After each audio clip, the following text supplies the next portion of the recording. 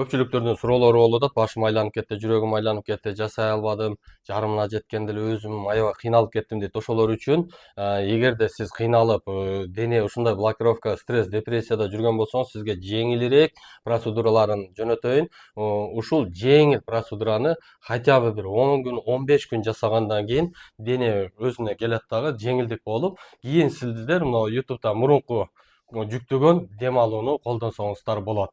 Эгерде дагы андан ары мен өзүмдүн блокторуму полный бошоткум келет, бала кезден бери келаткан стресс, депрессиялардан арылгым келет, мен финансовый жактан ийгиликтерге жетким келет, ички дүйнөмдү мындай кеңейтем десеңиздер, анда биздин номерлерге байланышып, кийинки процедураларды дагы алсаңыздар болот. Бул онлайн болбойт.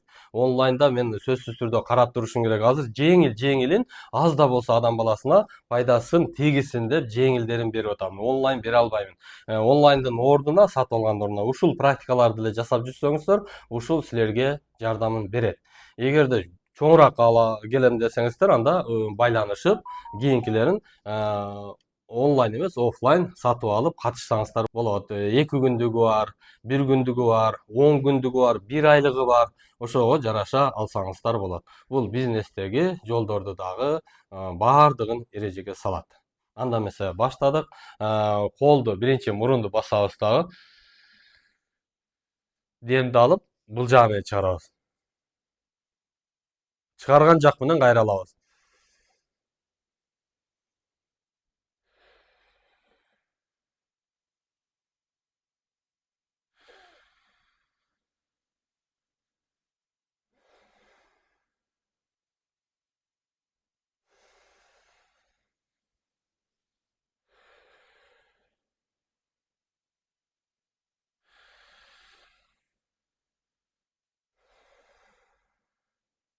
Мына ушундай кылып 5 мүнөт жасайсыңар, убакытты белгилеп коюп. 5 мүнөттөн кийин аркасынан бир 5 мүнөтпү, 3 мүнөтпү медитация кылып, жай дем алып, денени бош коюп, медитация кылып койсоңуздар дагы жакшы болот. Көпчүлүгү медитация ал эмне деп түшүнбөгөндөр дагы болуп атат, комментарийде жазып атат. Дене бойду түздөп, колду бош коюп, колдон келишинче ойлонбогонго аракет кылабыз. Өткөн историяларды укуп чукуп алып эстебейбиз, астыда бирдемени кыйрап беребиз дебейбиз. Жөн эле бош эле отурабыз ушу.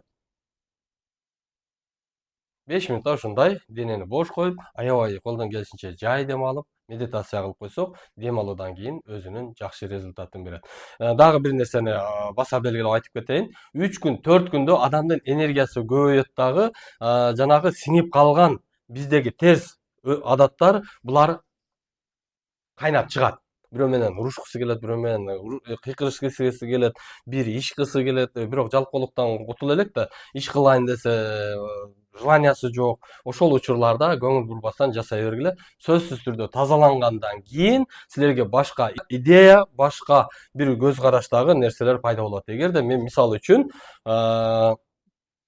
темир жөнүндө, техника жөнүндө ойлонбоймун. Себеби ал мага кереги жок. Менин адамдардын ден соолугу, жанагы ички дүйнөсү, пейили кызыктырат. Мен ушул жөнүндө көбүрөөк ойлоном, ушул жөнүндө көбүрөөк иш алып барам. Кимдир бирөө гүл, жаратылыш, эгин менен алаксыйт да, алар менин жумушум жөнүндө ойлонбойт. Эгерде сизде жок нерсе боло турган болсо, ал жөнүндө аалам ойлондурбайт экен да. Алла Таала дагы сизге ал жөнүндө ой бербейт экен. Ошон үчүн бизнес кыласызбы, башка жумуш кыласызбы, бул дыханиялардан кийин тазаланып барып, 2 ай, 3 айда сизде сөзсүз түрдө чоң результаттар болуп баштайт. Комментарийге кимде кандай результаттар болду бөлүшүп тургула.